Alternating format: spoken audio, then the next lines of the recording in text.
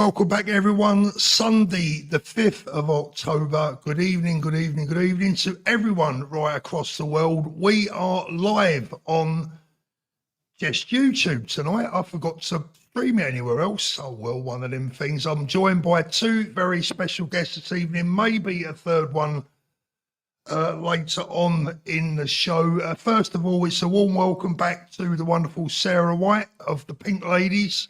Hi, everyone. The Only Way's Epping, and we have an extra special guest tonight. That is our dear friend Momus Nesmi. Big friend of Tommy's, has been around the scene for many years, star of all sorts of Talk TV, GB News, you name it, I think he's been on it.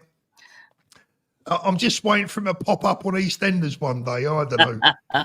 Momus, how you doing, my brother? You okay? Yeah, I'm good. Thank you. What have you both been up to? Sarah, I gather you've been out being a naughty girl again today. You've been out protesting again today. Have. Yeah, they can't keep me away from protesting, can they? So, done the protest this afternoon from 4 o'clock in Epping, but from 10 o'clock until 2 o'clock today, I was concreting and helping out Lola's dad, because Lola, who I spoke about previously, was the girl who tragically choked and ended up with irreversible brain injury. So we've been helping do the concrete floor for the hydro pool that he's having made for all of the other children in the community that are like Lola. So I got a team together and we went there and we concreted, mixing it ourselves. Well done. Good girl. Keep you strong. I tell you what, so I want to do something with Lola's Lola's parents before long. I've got two things on the go at the moment with children, and tonight, before we go any further, I just want to say that tonight's show is dedicated to young Isaac, nephew of a very good friend of mine. Isaac has been born with some horrendous conditions. There's a link to a GoFundMe in the video description below. You can read all about Isaac's story there. It's very sad. It's very tragic. Bless his little heart. You know, this is a real big, a big cause for me and for my dear friend. And this is one that I'm certainly going to be supporting, and also your one as well, Sarah, that you're dealing with as well. So we've got two things going on the go for the kids at the moment. Any support that you can offer either would be greatly appreciated, and I really mean that. And there is a link in the video description below. Every single penny goes direct to the families, nothing to do with me, nothing to do with Sarah. So it is what it is. We're trying and we're doing our very best for these beautiful little babies that deserve a better start in life. Definitely. Absolutely. Momus, first of all, tell me, my friend, what have you been up to? Oh, well, I've been up to getting sick. I was in Greece and I got like really bad throat. Someone was telling me it was a new COVID strain. I was like, well, I already got COVID 2 times, so it doesn't matter. It weren't the famous Deli Belly then. You didn't get the Mickey Flanagans, but you know.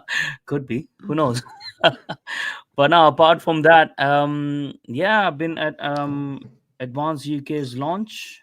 Was that not last weekend, wasn't it? 2 weeks, yeah. What did you make of that, moment? What did you? Well, to be honest, it was a lot better than I expected, because the venue change happened at the last moment. I was expecting it to be a lot worse, but actually they pulled it off. And the people were really, kind, all of them, the ones who were attending, and they were very supportive. So they kind of like brought it all together and pulled it off. Ben, obviously, he always comes off as a nice guy, which he is, and some sound policies and stuff. So I think so it was exciting. I think so it was exciting to see so many people. It's been exciting to see such a surge of so many members joining up, all of a sudden as well. All in all, I think so it was a good experience. It was a really good experience, I think so. Do you know Ben yourself, Momus? Have you met Ben before? I haven't met Ben before. I met him on the day. I'm hoping to get to know him, more, as they're trying to also get me involved within the party. So, as a special advisor or whatever they want me involved as. So I think so. I'll get to know I'll get to know him more. But from what I know, like he comes off as a very genuine person, like not Yeah, just a nice person, but actually sort of when you hear him speak, you can sort of see that he means what he says. People might disagree with what he says, but yeah, that's separate from, he's not trying to fool anyone, yeah. And basically. people are entitled to agree, right? Yeah, Sorry, people are entitled to yeah, disagree. to I mean, disagree. Yeah. at the moment, we're seeing far too much of look, we'll touch on it very briefly. The firebombing of the mosque in Peacehaven last night Mm, took my eye particularly because that mosque, I actually know it quite well. It's next door to a restaurant that me and my mm, wife used to go to quite a bit, and it's not actually on a road. It's actually sort of down a bit of a mm, gravel side road. Not particularly, I wouldn't say it's a particularly heavily used mosque. I mean, you see the guys milling around, particularly on a Friday, but apart from that, you don't mm, really see too much of them. So I was quite surprised to see that had been attacked last night. Now, I put a note on the community page earlier on. I will always make it quite clear that I'm dead against any form of violence, any sort of intimidation, and I would condemn that act unequivocally. I'm not going to even try and pretend that I would like to make excuses for it because I'm not. mm. At the same time, as Andy the Gabby Cabby said earlier on, there's been 9,000 crimes committed at churches in the last couple of years, and you never hear about any of them. Yeah, yeah. So look, the bottom line is, and this is where we'll get on to our friend Gary Neville a little bit later on. Some of what Gary Neville had to say was, in my opinion, very wrong. He had a point with one or two other things, but we'll get to that a little bit later. What's your thoughts on that, Momus? I mean, is it On the mosque. frightening? Yeah, is it frightening? I mean, is this something that could, God forbid, Um, could spread and tit for tat? okay, so I mean, few thoughts. I'm actually surprised if it is a genuine attack on the mosque, right? And it's not a false flag operation, which kind of feels like it because of the timing of it, right? It is so convenient that like when one of the Muslims have done an attack, which people have been warning about, the Islamist attacks and stuff. All of a sudden, there's an attack on a mosque, right? It's even if there was a genuine far right, like I mean, that would be a very stupid timing to do an attack on a mosque, right? So it just seems like a false flag operation to me. But let's assume that it's not a false flag operation.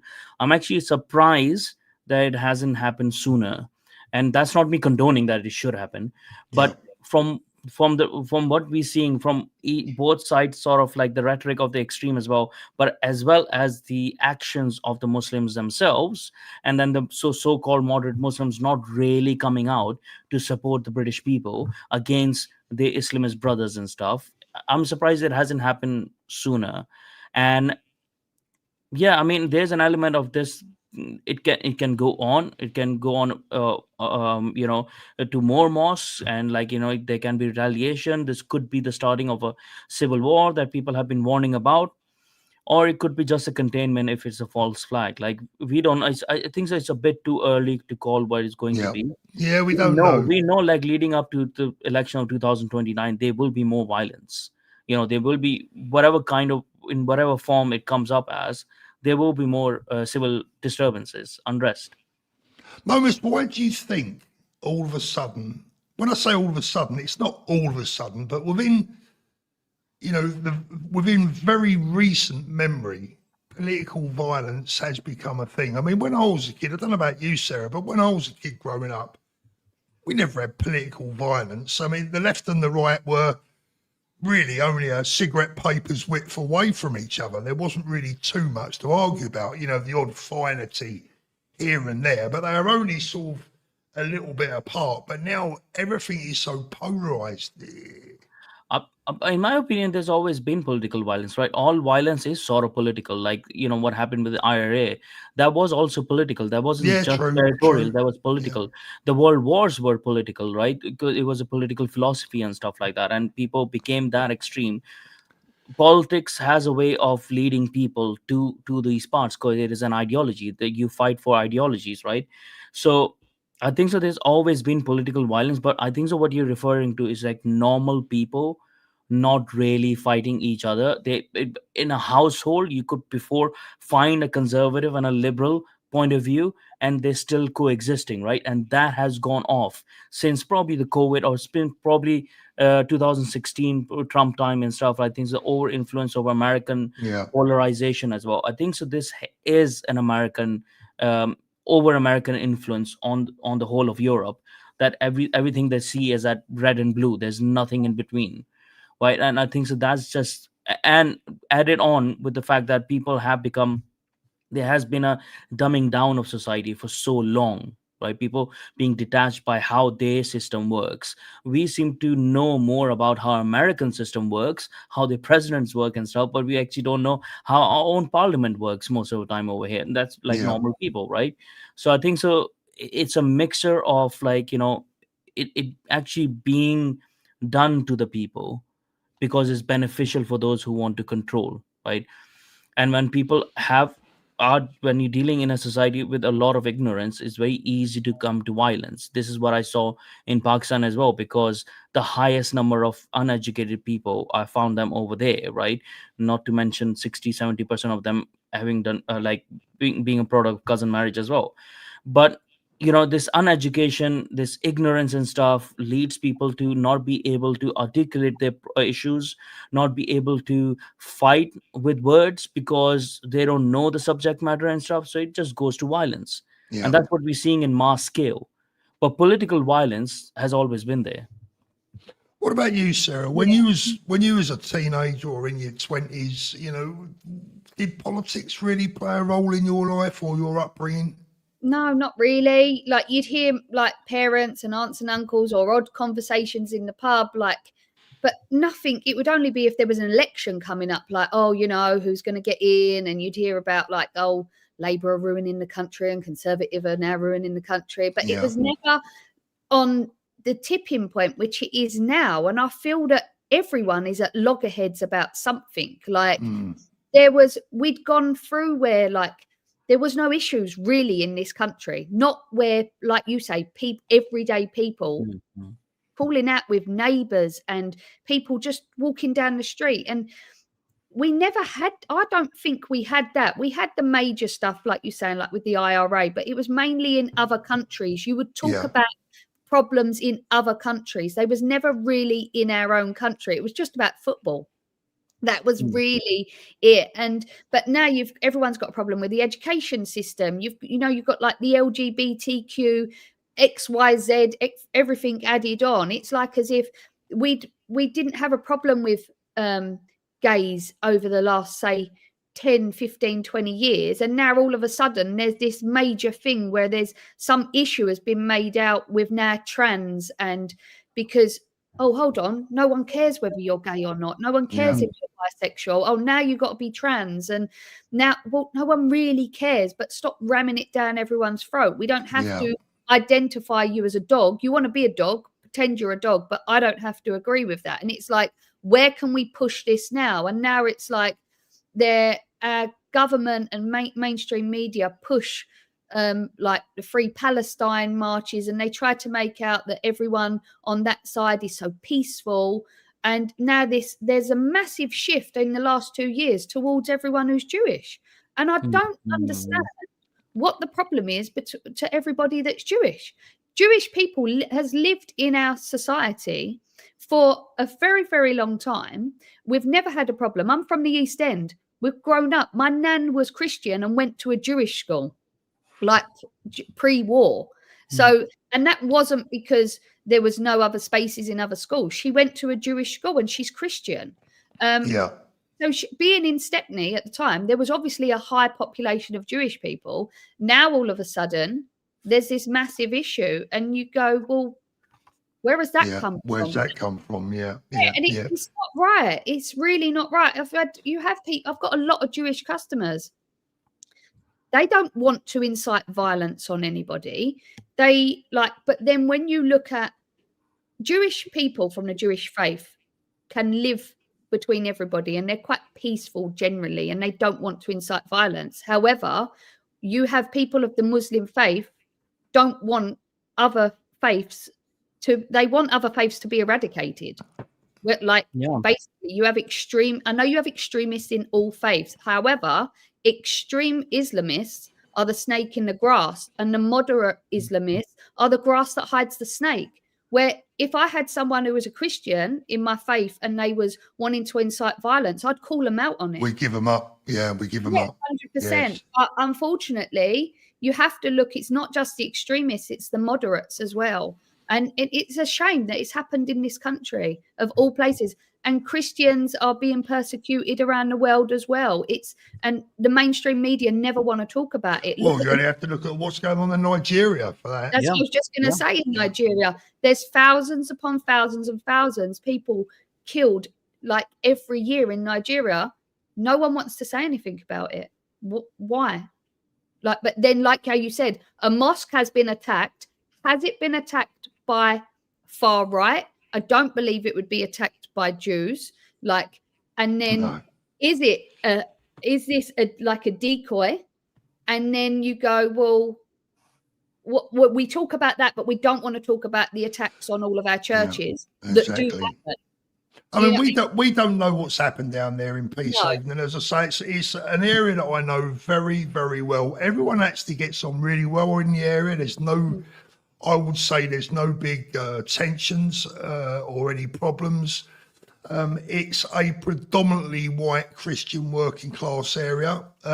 There's certainly no evidence. I've never seen any evidence of what I would call the genuine far right, and we all know there is a genuine far right, but I've not seen them manifest themselves in that particular area.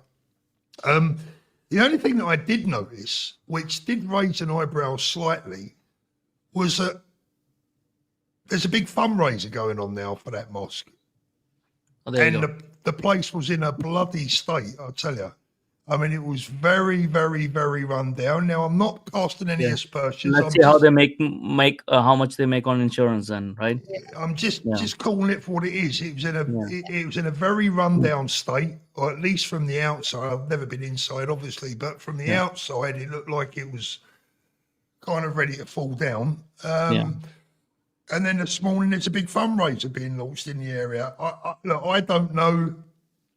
Like I said, I will condemn anyone from the left or the right that commits arson. It's absolutely crazy.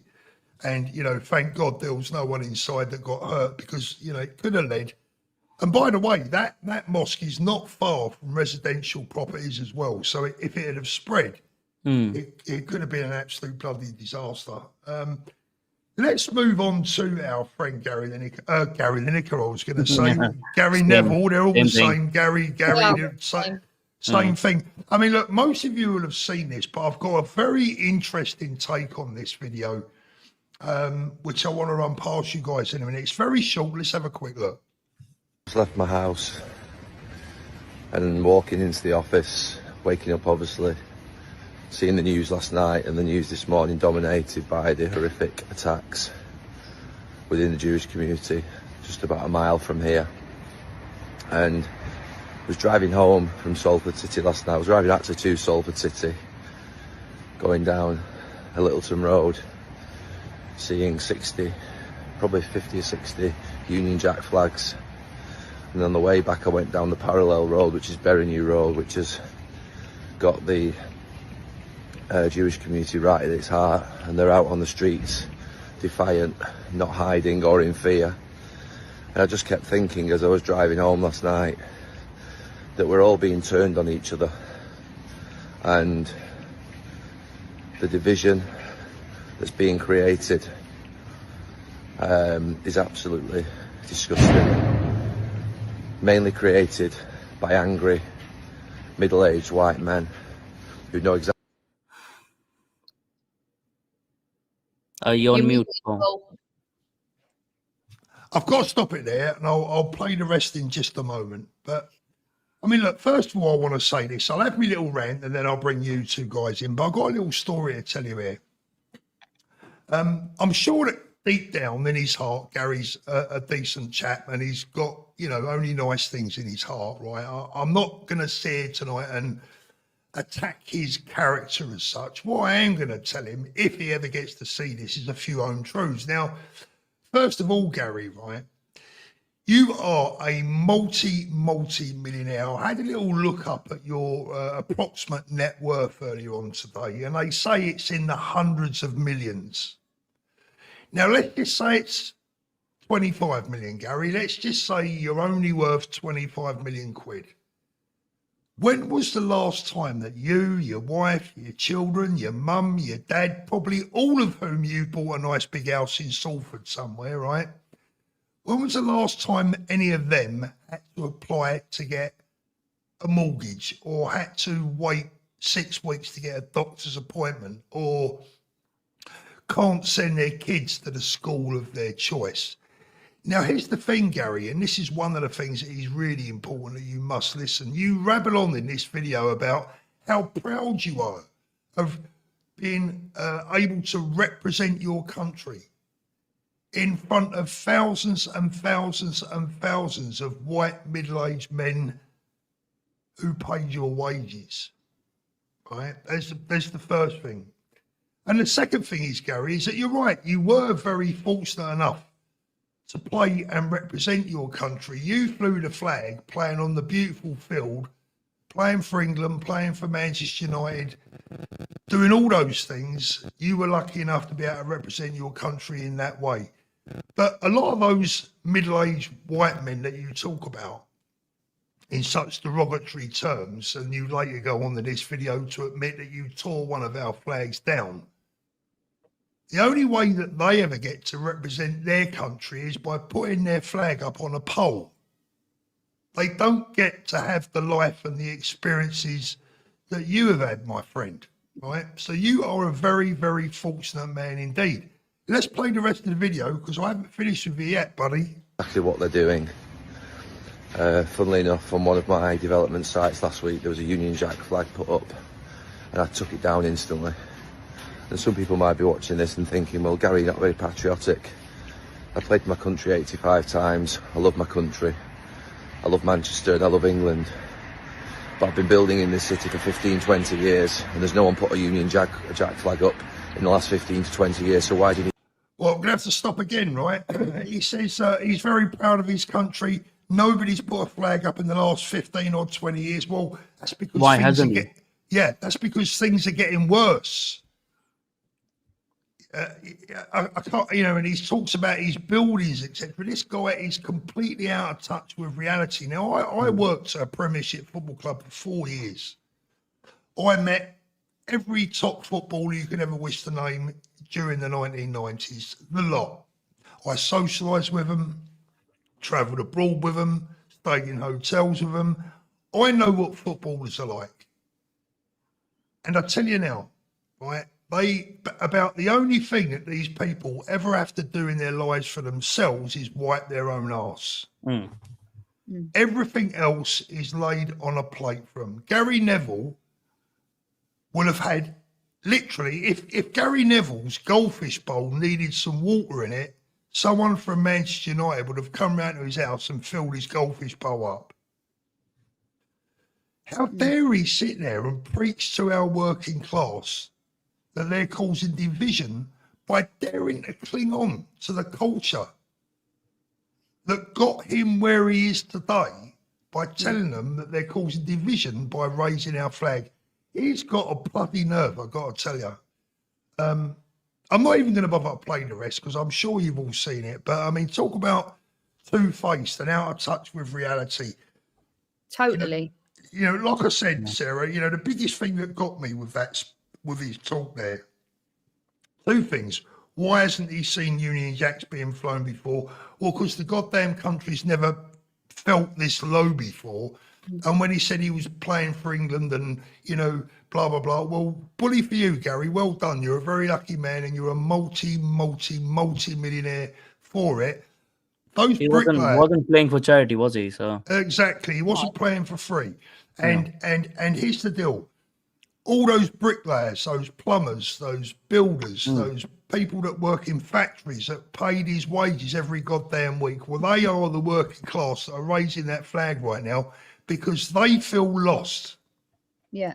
And also, he's got to think that the people that watch the football are people that are born and bred here. You're not going to have people coming into the country to watch English football teams, really. Not so. It is the working class, predominantly white male that is watching the football. Now a lot more women have got into football and blah blah blah and all of that. But does he class anyone in the royal family as being, you know, a white middle-aged thug because they fly the British flag outside of Buckingham Palace, you know, outside of all of our state buildings there is a English flag, and at the end of the day our flag has been deemed racist for such a long time, and people have had enough because when you've had the likes of taking the knee for Black Lives Matter, all of them footballers, they was the spark that really infuriated people, because it's one rule for one rule for another.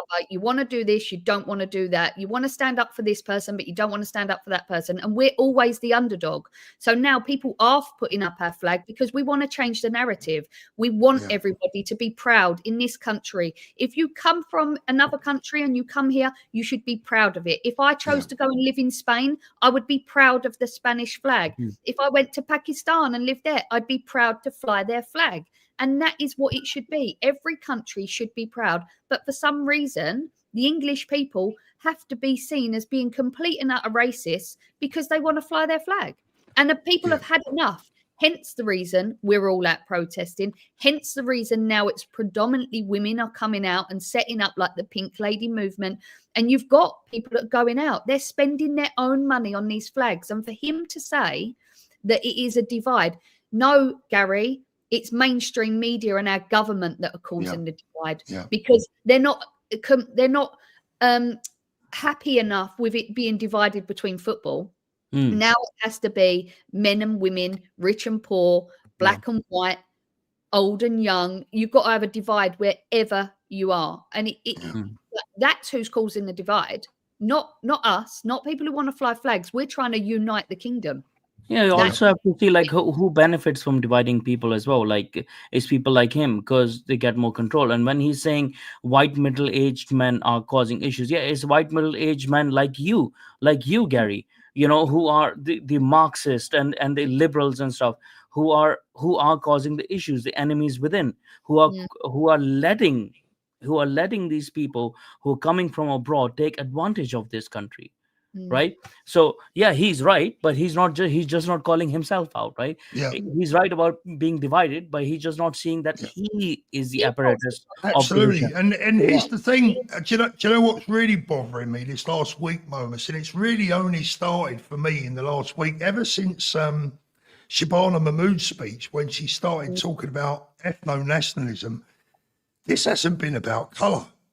No. It so hasn't been about anyone's colour skin. Definitely. But all of a sudden, rather worryingly, people like Shabana Mahmood and now Gary Neville are starting to talk about skin colour, and that is really concerning. I'll listen to her when I see a white Pakistani, you know, being elected in as an MP. Then I'll listen to her. Right, about even a black Pakistani, have an African Pakistani, even that will not happen, right? So it's okay for everyone else. It's okay for her and her family as well, and her bloody cousins as well, to hold on to their Pakistani nationality and identity and all of that in their own countries, or even in this country. But people over here, if they want to, you know, be proud of their own country, of their own flag and stuff like that, then it's a problem. I wonder how many footballers will be taking the knee for the Jewish people that lost their lives. in Yeah. Manchester. No, none of them would be. I think so. None of them, Nobody, no. all of his supporters, Salford, whatever stupid club that he has, they should just stop going to his club. And this is what people need to do: just walk out from these people. Well, Let there's it a big, suffer. there's potentially a big problem coming up with when Aston Villa play. James, good evening, mate. How you doing? Good evening. Sorry, I didn't realise I had to download a different browser and kind of. It's never the text never easy the first time, is it? It's not, mate. I'm just hoping we haven't got any bounce back there. Seems okay. How you doing? First time on the show now. James knows Sarah. Sarah knows James. James, say hello to Momus. Almost. Yeah, man. And James, tell us a little bit about what you do, my friend, because you featured on the show a couple of times without actually appearing. Give us a little introduction, what you're doing. I'm just picking up on the Gary Neville. Oh, you just gone mute, mate. We've lost you. We can't hear you. That's better. You're back. Right, let's try taking that mic out. Is that better? That's better. Yeah, okay. The Gary Neville thing, actually, I seen that last night. Somebody put a comment on and a link. So I commented directly on it, hopefully for Gary to see it, but obviously we get a lot of comments. I'm not a football supporter. Just doesn't mean anything to me, which I know is probably quite controversial. But I pointed out to Gary Neville that whilst he's talking about not flying the England flag and there's nobody more patriotic than him because he's played this many times for England, I said, yeah, but you didn't do it for free, did you? That's where you've earned your fortune. That's where you've got your fame from. And then you refuse to fly the flag. I said, but actually you're a disgrace, aren't you? Because not only not flying the flag, physically taking a flag down. Just who do you think you are? Yeah, sure. And I also pointed out that, funny enough, he's a paid up member of the WEF as well. Of course he is. So the World Economic Forum. So what an absolute hypocrite. Earning his money from this without a shadow of a doubt. Let him play for Nigeria and see how much money he earned over there then. Let him. Why didn't he play for Nigerian clubs then? Why didn't he play for Kenyan clubs then, right? Making money over here and then, disrespecting his own country like that, and then trying to claim that as if he's more patriotic than the people who actually, okay, you're more patriotic than the people who have actually served in the army then, And by the way, Momus, and by the way, building an absolute property empire and portfolio right across the northwest there. I wonder how many of them homes he's given away to people that can't pay him for them. Probably not very many. Are housing illegal migrants, and he's coining it big time. How many of them are housing for Gaza? I want to see that trending. I mean, thank you very much, Nicky. We're all running businesses and we've obviously got mortgages and stuff to pay. But to come out with stuff like that when, all right, let's face it, he's done a lot better than most footballers because generally they tend to earn the money in football and a bit of fame and then blow it in later life. So he's doing well for it like that. But and I'm not saying he's involved in this, but we've all heard of the dodgy funding of a lot of the redevelopments in the centre of Manchester. I don't know. I'm just saying. It seems funny that, he loves Manchester, he was saying, but he doesn't, but he's not particularly a fan of England in general, he said. So why does he love Manchester so much? What, just because that's the club he played for, or because you've been doing very well through connections? Yeah, he's been doing very well in Manchester, that is for sure. James, tell us a little bit about your Fly the Flag campaign. How's it going? Well, I mean, we did come and talk to me about the Union Jack, come and have a chat with me on Thursday underneath the giant flag at Chesterfield, which I actually think went really well. And I'm not going to pretend to be any kind of Charlie Kirk or anything, but it was that kind of idea to try and get people a bit engaged. And actually, I think it went really well. Obviously, you need some opposing views. It can't all be kind of the tooting of the horns and everything great. Yeah. I did find it a little bit funny that one guy who did sit down on camera, because quite a few people would sit down and speak on mic, but not on camera. And afterwards, he said, I sat and spoke to James. He holds extremist views like a lot of these. And I've ended up, so that obviously then gave me his name and address on his name, his full name rather than just his first name. So then I pointed out to him in the comments that you're saying extreme, what, for looking to secure the future for my missus, for my daughters. Oh, you're going. Mike's gone again. We just lost your mic again there, James. No, we just lost you for a moment, mate. We'll give you a second to try and get that back on. Yeah, I mean, look, at the end of the, I'll tell you what, let me get through one or two of the supers. Thank you, Jimbo. Thank you, Evening Paul, Sarah and Momus. Dark Side of the Moon, Gary Neville is a traitor. I'm not going to disagree with that. Chris Carter Jackson, Gary Neville, all gob, no balls. Thank you very much, Corinne and Laurie. Thank you, Gary. Deflecting what happened in Manchester to the flags. I mean, has he forgotten what else took place in Manchester not that long ago? Has he been talking about that a lot recently, or does he talk? I don't know. Maybe he has. To be fair, I don't know. But I've never heard Gary Neville talking about a problem with a certain demographic blowing up kids at a pop concert. No, they are so ideologically captured, right? And it's not just him, actually, because he's good with his businesses and stuff like that, right? But he's not really that bright of a person. So he takes on other people's ideas. You can see when he talks about stuff. This ideological capture is everywhere. It's in the civil service, in the local government. It's in most of our politics, liberal politics, within the Conservatives, within the Labour, within the Lib Dem, with obviously hyper in Green Party and stuff. And they're so convinced that they are right, that they will do anything to defend their sort of ideology. So even when they know it's wrong, right? So a person like Gary Neville most definitely knows that the attack on Jews is wrong. That's why he was bringing it up, right? But he cannot say that, and that's because we have these Muslims over here who have false ideas against this country. He can't go that step, even though he knows it, right? That we are having these illegal immigrants and stuff. Is the reason why even Labour is trying to move against some of the illegal migration, right? Because inherent inside of them, they know that they're bringing wrong people here. But admitting that means that their ideology will fail. Yeah. Right. And it's pretty much like how most of the Islamists work as well, or most of the Muslims work as well, right? There's a very, if you see it, there's a very good correlation to see between the left and Islam. It's because of those reasons, right? A lot of decent Muslim would know that the history of Muhammad himself, that he was a wrong one, right? That he has done things which a normal person cannot agree with. But they cannot admit that, because once they admit that, then the whole thing falls down like a house of cards. And that's what it is with these people. Even though they know it, they just can't admit it, because when they admit it, that means giving up. They have admitted it, and that's defeat. But all the normal people know it. So it's just like a facade, right? Everyone knows it.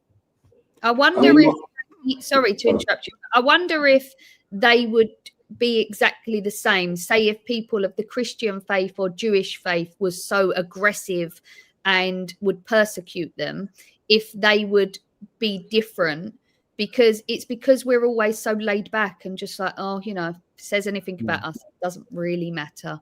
And that's, I find that, like, if you say, that's why they're so worried, because it's, if they say anything about anyone, about anyone who's from the Islam or like Muslim faith, it's like, oh God, we can't say anything about them because we'll get persecuted. Yeah. And people of the liberal thought, sorry, Paul, just to finish that, there's people of the liberal thought as well. Like you have liberal Jews, you have liberal Christians, you have liberal sort of Muslims, and you have liberal atheists. They all have this problem, right? So even when you see liberal Jews, they are also, they can't call out Islamic extremism as well, not Islamic extremism, but actually Islamic problem, right?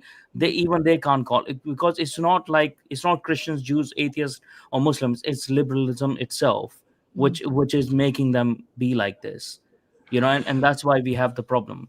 I watched the video earlier on, which I was going to play, but I thought, you know what, the way tensions are at the moment, I don't need to play this. But it was an Islamic woman, a Muslim woman, basically taking the piss out of a Christian, saying, we're coming to take over, we're here to take over, you filthy Christian. And how stupid are we to let people get away with saying that? James, it gets worse, because standing right next to them were police officers, and the police officers told told the Christian guy to go away. Yeah, because he knows he can control him, because he knows that he won't blow himself up. You know, And if this is the you're thing. scared. Like today, I had 2 young girls come up to me just as the protest had started in Epping, and they come over to me. They went, "We're really scared. This is the first time we've been here." And I said, "Right, okay. Well, what's happened?" They went, "Oh, nothing here." They said, "We was walking up to the protest, and one of the girls was all in pink, and with that, some woman started verbally attacking them and saying, 'You're disgusting.'" These girls looked about 15, and there was just so happened there was police there. And the names this woman was calling them, the girl recorded it.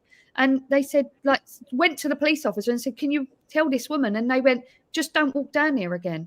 And they went, "Yeah, but she's attacking us." That's not a And solution. that is that whole thing. Oh, Yeah. we won't defend you because Yeah. you're not going to say anything. But because she's a lefty and she's saying spouting out how she wants, oh, that's okay. But don't you ever walk down this street again.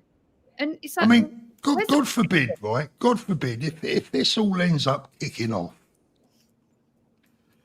I personally feel the police, and when I say the police, I'm not talking about necessarily individual police officers now, although some of them, you know, could have their finger pointed at them. But in general, I believe the police have played a major role in this because they've been cowardly in dealing with the violent ones.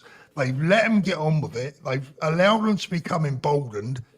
But they've basically taken the piss for 2 years. Yeah, it's the really police chiefs. I would I would go- say I would like go- police chiefs. Yeah, go on, James. I would go a little bit further than that, though, Paul. I'd say because not only have they emboldened the others, they actively then come down. Oh, your mic is gone again. Your mic's gone again, James. Yeah. Really, such Yeah. a shame. Yeah, I Go mean, on, man. he's right to say like they haven't just like, you know, they're actively actually enabling the other side.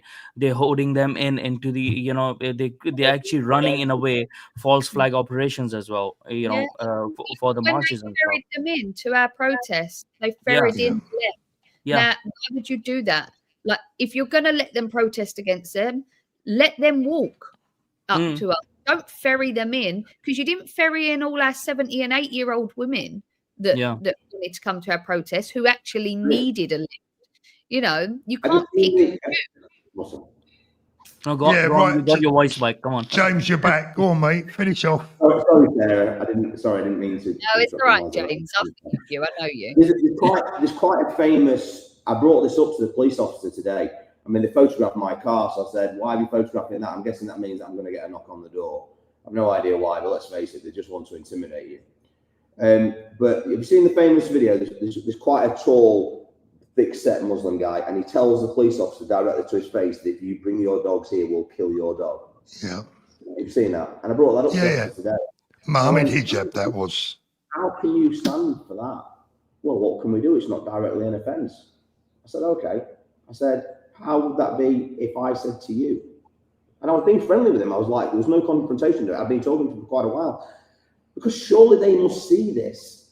So how can they, even the officers that don't agree, because we know this is the orders that are coming down from further higher above, how can they, in good conscience, turn up to work each day, knowing that what they're doing? I even said to the officers today, I said, at some point, this is going to come on you now. This is going to affect your daughters.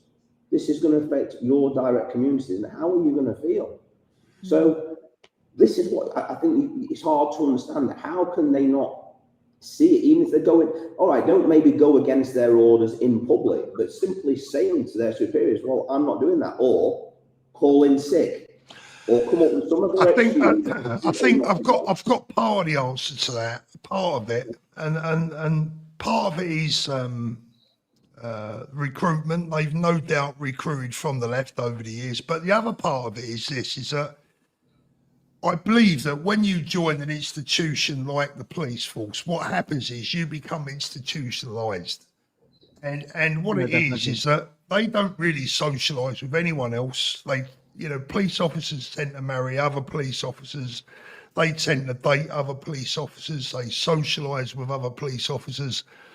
And what happens is they get in this bubble where they believe that they're always on the right and no one else understands. Yeah. So even if you've got a genuine complaint, they will say, "Oh, you don't understand." Because we see it, you don't, And that's not just related to the police. Actually, that's to every single public institution, right? absolutely, So when absolutely, we see the police chiefs, right, they are the ones who are actually directing this ideology. And since they moved the requirement for the police officers to have a university degree or whatever, that's when it's shifted to the left. There's a recruitment problem already. The right kind of people that you would want to be the police officers, they're not going to become they're not going to be police officers, right? They are doing other things instead, right? And what you're getting is you're actually getting incompetent police people to become police officers, so they have to rely on the orders because they can't think for themselves because they're not competent enough, right? So they just follow what the protocol says, and they just do it, and they have this they just drink up all this, like, mainstream nonsense and stuff, so they will just believe in these things. And this happens, I've seen it within local government, within civil service, and everywhere, right? They're Yeah. not engaged. But once you start talking to them individually, and you kind of open their eyes, they're sort of like, oh well, I never thought about that. And you kind of sat over there, you fucking hell, you're a local government officer or whatever, you're a police officer, you should know these things. yeah, Why should, but you are protecting us, you are serving us, you Yeah. should be aware of these things. Why are you not aware of these things? Why do we have to beg you to open your eyes? It's like, it's ridiculous because, like you say, now they've brought it in that they go to university and train and they have to do that. It was always that you come out the army and you joined the police force. A high percentage of police officers had an army background training. So like with restraining people used to get restrained by police officers. They knew what they was doing. They had that background. Now you look at people trying to restrain, they haven't got a clue what they're doing. They're causing more harm than good to anybody they restrain. There's a guy that comes to our protest, big, tall, black guy called Isaac. He has learning difficulties. And last night, a few nights ago, he got arrested. 5 of them restrained him, held him down on the floor, and he was wailing like a baby. What on earth was they doing? But yet you had the pro-Palestine march, stand up to racism, opposite, shouting abuse. Not one of them did they go and try and arrest, but they've tried to arrest someone who is incredibly inoffensive. And you go, what are you doing? Do you feel macho because you've got this tall guy down on the ground? But actually, there's nothing macho about what you've just done. But you don't want to go and arrest any of the others because they might actually cause you harm. yeah, And yeah. got to stop. Like the police, you cannot be complicit in this because Nazi Germany, they all got held accountable years later. And I've called a lot of the police out, and I said, how will you feel in the future when your children do not have the benefits what you had as a child? When you have children yourself, maybe then you might start to think and go, you know what, this country's going one way. And they don't care. But this is where their institution lies, Sarah, because amongst themselves, when they get back in the van, they all believe that they're the good guys and that we're all mad. Well, you've got we're all bad. Look at who arrested. You had young officers. They got no life experience. I would say probably none of them have got kids who was in EPIN. Majority of them, they haven't got a clue what they're doing. They don't even know the section in what they're arresting you under. They're telling the citizen journalists the other night, you've got to go and stand on that side. No, hold on a minute. They don't stand on either because they're not with a side. They're reported. Then they're saying, we're going to arrest you under section blah, blah, blah. You can't do that. You actually can't. They're a reporter. Then they're saying, well, where's your proof that you're a reporter? You don't need proof.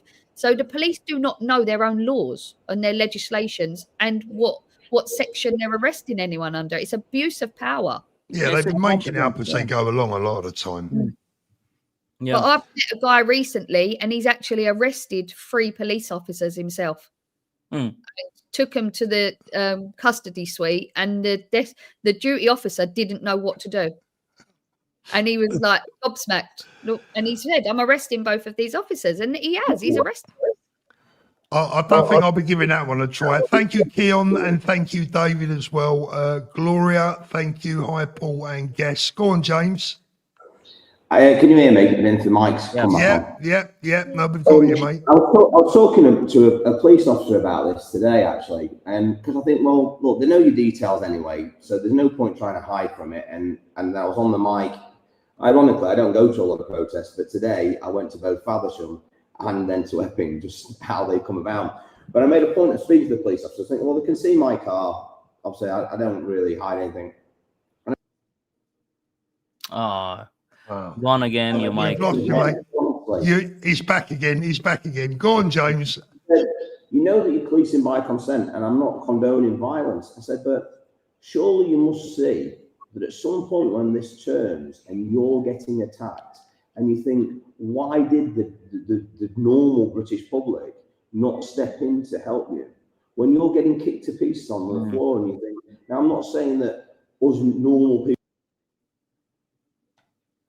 No, you've gone again, mate. I think what James is saying is if a police officers are in trouble, why are the public not coming in to help them? Or in the future, why won't they as well? Yeah, in the future, and I've said this before as well, like, what are you doing? You have to realize you're doing this to your own people. You come from those people. You are of those people, and your future are of those people. So what are you doing? Like, and another thing that they forget as well, like in this country, the policing has always been different from the whole of Europe, right? Policing over here has been done by consent, always by consent, and that's why it has worked. That's why a police officer would also be more comfortable putting James under arrest rather than Abdul, right? Because James knows that it is done by consent. And the problem we're having as well is, like, we haven't taught the proper meaning of agreeing and disagreeing and consent to these lefty kids, first of all. And then we've got all of these people coming in legally and illegally from these countries, underskilled, unskilled, who don't understand the meaning of consent. We have people who are appearing in court and said, oh, I didn't know it was not okay to rape a 14-year-old girl in your country. These people, like, don't understand the basics of a civilized country, of consent and stuff. They cannot be policed by that, right? So the police is already trapped in two minds. In that sense, do we come down like a hammer, or do we try to police by consent? They can't, because you added all these here's the big moments. Here's the big question for you there, Tesbot. Thank you. Question for moments: how do we solve the issue of Islam in the UK, in your opinion? Stop appeasing to them.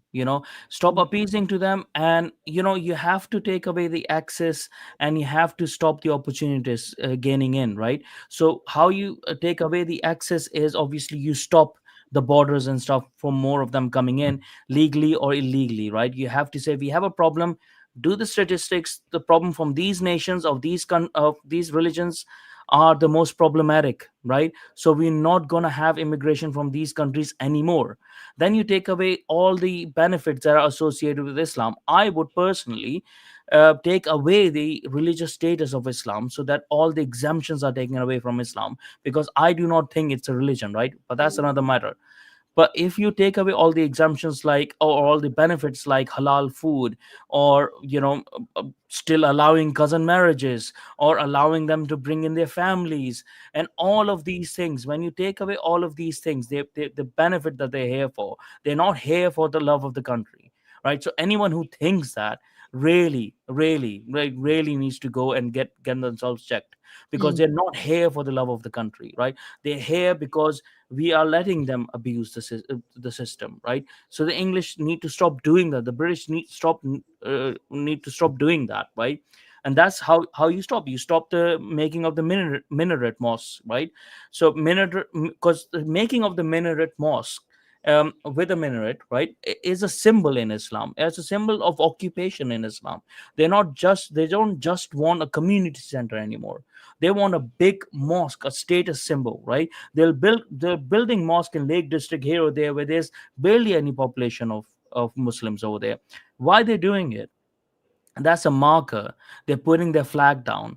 So these sort of things, people need to wake up.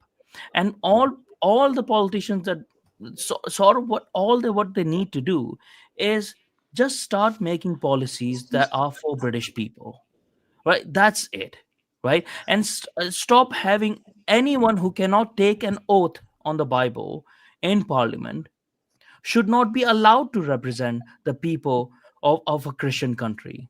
Yeah, They I should not agree. Yeah. just the same as no Christian, no Jew, no Hindu can become an MP in Pakistan, Yeah. right? Yeah. So their people should be, I think so, treated the same. That's fair. I think so. Mm. And you take away all these things away, right? Their numbers will start going down. And many will voluntarily leave. We can add a Mm. voluntary cachet to it, like we can say we'll give you 30,000 pounds to fuck off, right? And many will take that bait as well. You got to do all of these things, but first of all, people need to realize that Islam is a problem. Stop hiding behind, oh, is the Islamist, oh, but my moderate Muslim friend who has bacon or drink. I don't give a fuck about your moderate Muslim friends anymore, because they are actually legitimizing Islam in Mm. this country. And first, people need to realize it is a problem. Then let's take humane steps to deal with it. We don't want to become like them. We don't want to act like animals. We don't want to hurt people or whatnot. But we have to make them realize that their behavior, their actions, their malarkey is no longer accepted. What Or yeah. I agree with all of those. There's one quick other one. It's only a small one that I would add on to that as well, though. Ban all face coverings in Mhm, public, male and yeah, female. Because what is the point? One on women, it's oppression. We've had the suffragettes to have votes and equal opportunities in this country for men and women. And I don't believe that anybody is going to choose to walk around covered like that. It is quite simply a sign of oppression. But even on men, why should they be walking around with balaclavas on? Now, I mean that about us as well. I mean everybody. yeah, What is the Yeah, point of having all this CCTV and stuff like that if you can simply cover your face up? Simply, yeah, the police should be able to take it off you straight away. It should be an immediate offence. Again, I was talking to the police about this because it's going. This is just so obvious. And yeah, and Amomus, generally, I completely agree. I believe they'll start deporting yeah, them. yeah. We won't need to be paying them no £30,000. We'll start deporting, and then I'll tell you what. James, Then, like, sorry to interrupt. when Go on, you see them go on holiday, especially from countries where they're supposed to be fleeing from, Yeah, cancel the return ticket. yeah, send them home. Can't have been fleeing that much, yeah. can you? Yeah. Yeah, If you want to see what their connections still are to these countries that they were so afraid from, yeah, look on their phone records. exactly. But where they've been calling the most is not that difficult. But I'll tell you what. I'll tell you what's as big a problem as this. Our own lot. Yeah. Our own lefty lot. So, Absolutely. The I mean, enemy to be within. honest with you, I think they're even worse in many respects. Yeah. I At agree. At least the others have got an excuse. Now, Yes, if exactly. you don't let them take the opportunity, they won't. I mean, we sort of can't really blame you can't blame your enemies for acting like your enemies, right? Yeah. Why are you like sort of surprised that they're acting like your enemies? That's their job. That's what they're going to do. That's written on the tin. You pick up Islam, is written on the tin, right? Like they're against the Jews, they're against the Christians. They're going to make the whole world Muslim, and They're it's against everybody, incumbent Let's on face it, every Muslims single have a Muslim. problem with everybody else, don't they? There is Yeah, no I mean, group of people that in Muslims plain don't sight. have a problem with. They don't hide it either. no, it's there. It's crazy, and like you said earlier, you can't be having people in power that have got so much power in our country having like from other religions, because if they're extremists or they've got certain beliefs, how can you have the Sadiq Khan as the mayor of London? When did that little rat get so many likes? How dangerous of it? Let me just bring a couple of the chats in here. Thank you, Keon. Really appreciate that. David and Gloria, thank you so much for supporting the channel. Really appreciate that. Martin's been a member for 13 months. Thank you. Another rich idiot that lives in an ivory tower. We done Tezbot's question. Best Black, thank you too. I really appreciate that. Momus, how much of a kick in the teeth was it for us to see Shabana Mahmood be appointed as Home Secretary. Do you think that was a deliberate move or just That was just inevitable. That's just inevitable. Like, you letting them do this for years and years and years and years and years. What do you expect is going to happen? Are they just going to be like, oh no, I'm just happy being your local counselor and just raping your girls? No, I'm going to rape your entire country, right? Your entire culture. I'm going to take over your whole thing, right? Obviously that's going to happen. And that's the same thing that you see. Well, how surprised are we to see Keir Starmer in power? Why wouldn't the commies be in power? Because we're letting them do this. So I mean, it's not surprising for me. It's just surprising. All of this is surprising that it hasn't come sooner, to be honest, that they're actually playing the long game. But no, it's not surprising at all. Like that person, she's not the only one. Look at all the other the MPs as well. Look at all the other Labour councillors as well. Most of them can't even speak English properly, and they are over like, they're 500 now? representing. What the hell is that? Over 500 now on 25 MPs. The mayors as well.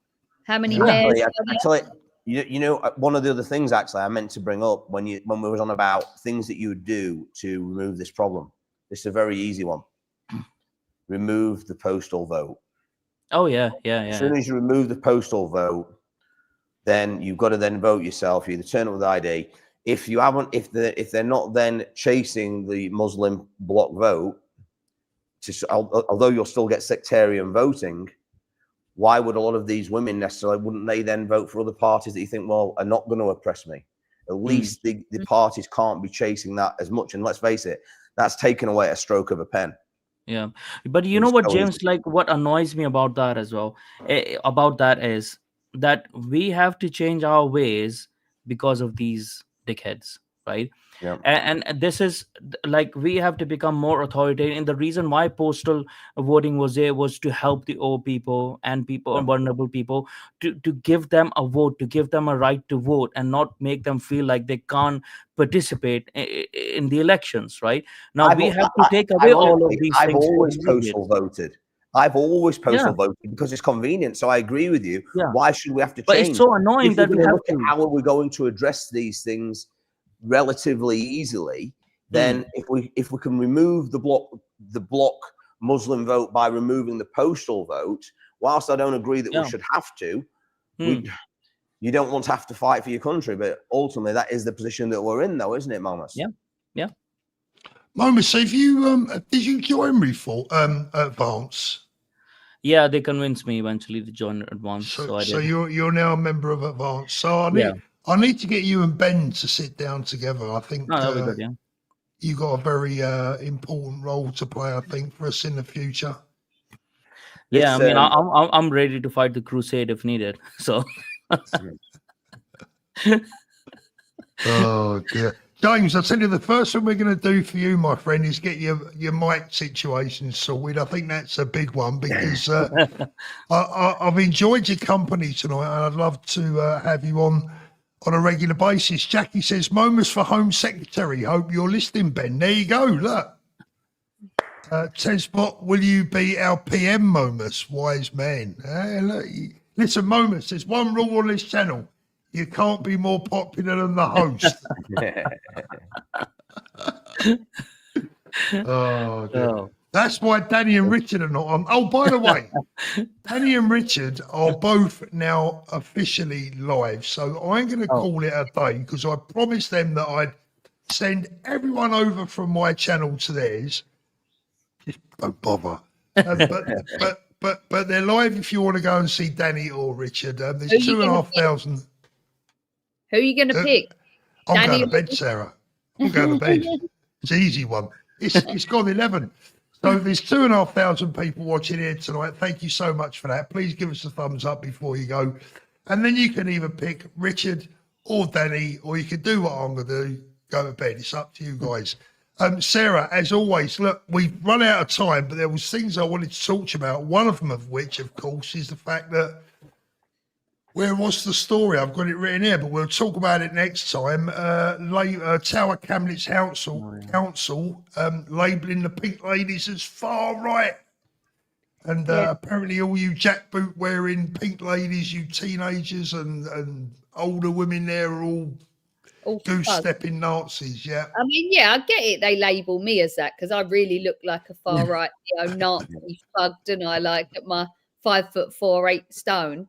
But when they start labeling the likes of 80-year-old women as far right, Oh, they don't care. I mean, what are they going to do? You should have seen them when we took them out on Wednesday. These, I'm not going to say old girls because I got told off for that. These mature women, right?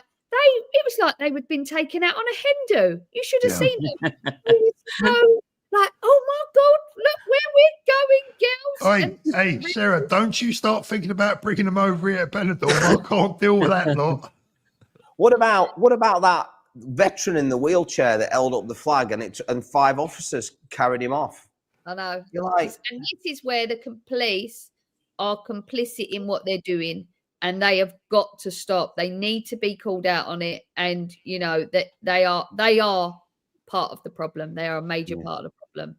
Right, guys, thank you so much, Sarah. As always, you've been brilliant. Momus, don't leave it too long before you come back, my friend. Always great to have you on, and I wish you all the very best. James, we'll have a chat on the phone this week. Get your mic problem sorted out, and we'll have you back as well. I didn't even know I had a mic problem until tonight.